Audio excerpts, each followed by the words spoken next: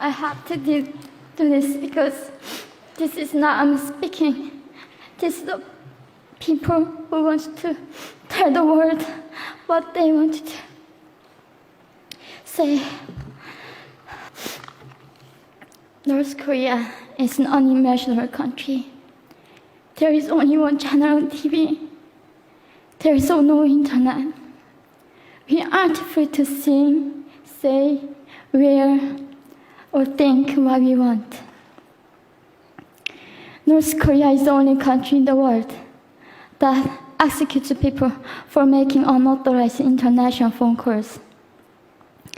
North Koreans are being terrorized today. When I was growing up in North Korea, I never saw anything about love stories between men and women. No books, no songs, no press, no movies about love stories. There is no Romeo and Juliet. Every story was propaganda to brainwash us about the Kim dictators. I was born in 1993, and I was abducted at birth, even before I knew the words freedom or human rights. North Koreans are desperately seeking and dying for freedom at this moment. When I was 9 years old, I saw my friend's mother publicly executed. Her crime? Watching a Hollywood movie. Expressing doubt about the greatness of the regime can get 3 generations of a family imprisoned or executed. When I was 4 years old, I was warned by my mother not to even whisper. The birds and mice couldn't hear me. I admitted I thought the North Korean dictator could read my mind. My father died in China after we escaped North Korea. And I had to bury him at 3 a.m. in secret. I was 14 years old. I couldn't even cry. I was afraid to be sent back to North Korea.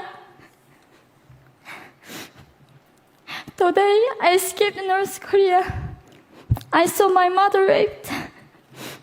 The rapist was a Chinese broker. He targeted me. I was 13 years old. There is a saying in North Korea, women are weak, but mothers are strong. My mother allowed herself to be raped in order to protect me. North Korean refugees, about 300,000, are vulnerable in China. 70% of North Korean and teenage girls are being victimized, sometimes sold for as little as $200. We walked across the Gobi Desert, following a compass.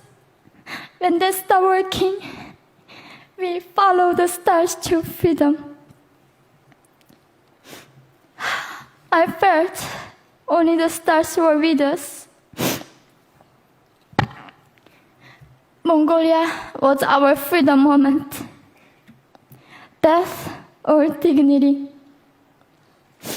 Armed with knives, we were prepared to kill ourselves if we were going to be sent back to North Korea.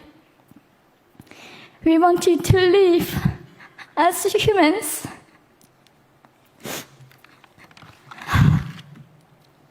People often ask me, how can we help North Koreans? There are many ways, but I would like to mention 3 for now.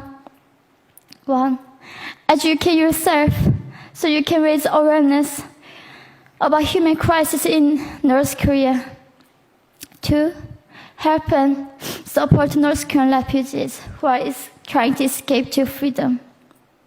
3, petition China's stop repatriation. We have to shed light on the darkest place in the world.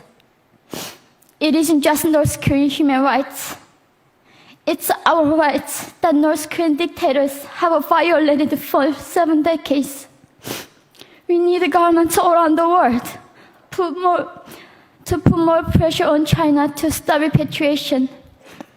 In particular, Chinese delegates of One Young World can play a part by speaking up.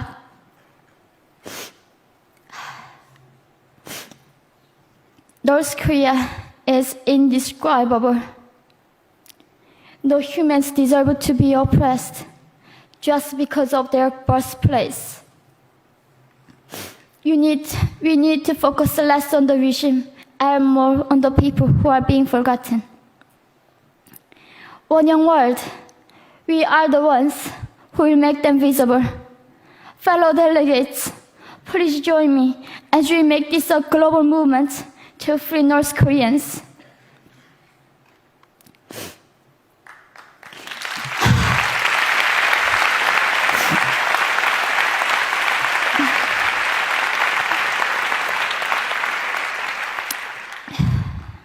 When I was crossing the Gobi Desert, scared of dying, I thought nobody in this world cared. It seemed that only the stars were with me. But you have listened to my story. You have cared. Thank you very much.